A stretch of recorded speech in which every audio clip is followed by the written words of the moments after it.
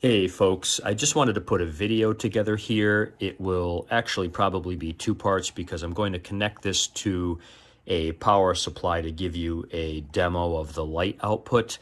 But just a little background here first. I have been installing low voltage lights at my home for the better part of 10 years now. I have more than 60 fixtures out there currently. I've installed them all myself, the entire system, the transformers, the wiring, etc. I've installed myself. So I've got a pretty darn good deal of experience with low voltage lighting.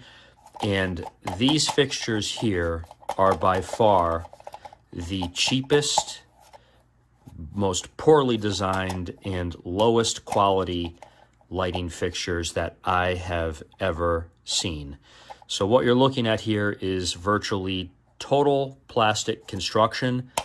The lens is plastic, the reflector behind the lens there is plastic, and the body is plastic. The stake is also plastic. I think there are two screws in there, and I'm going to disassemble this in a moment here to show you, but there are two screws in there, and I think that's the only thing metal in these fixtures. It does rotate on one axis here, not very well either. It kind of locks into different positions here, but it will just rotate or flex on that one axis. The only redeeming component of these lights, in my opinion, is the low voltage connector here. I've had experience with these, and this type here has held up very well for me over the years now. It is the most reliable connector that I have seen. That's the only redeeming quality with these lights, but it's not enough to change the fact that these are absolutely, completely the lowest quality, most poorly designed lights that I have ever come across. So let me just disassemble this for you here to give you an idea of what you're looking at.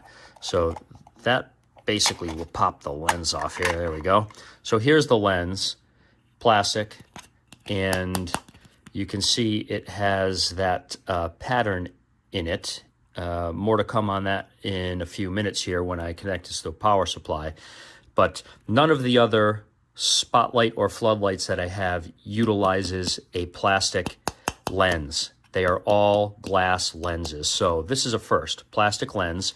And you can see this is clearly not even close to being a waterproof setup. So I don't expect that this would last very long out in the elements.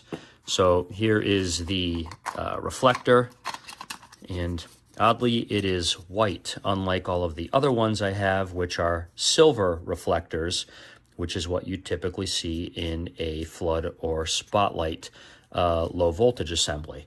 So there is the reflector, and here is the body of the unit.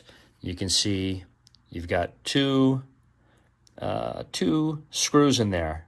I believe that's the only metal components in this fixture. And you can see this is the plastic, and that is not very durable. The stake here is also plastic. So give me just a minute. I'm going to reconfigure to give you a demo of the light output, which is a rather strange light output, I would add. But overall, this is not a light that I would even come close to recommending, particularly at the cost of $22.50 for two of these. If these were $1 a piece, gosh, even then I don't know if I would recommend these. They are really not very good.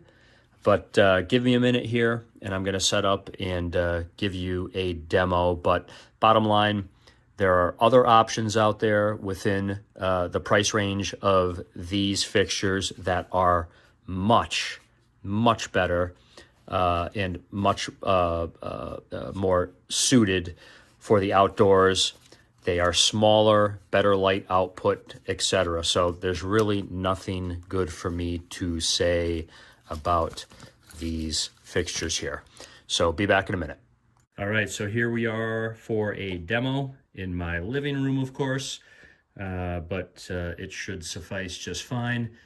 As you can see here, the light output here is rather strange with this light. That is not some type of video artifact or aberration that you're seeing here. That is actually the light output from this light.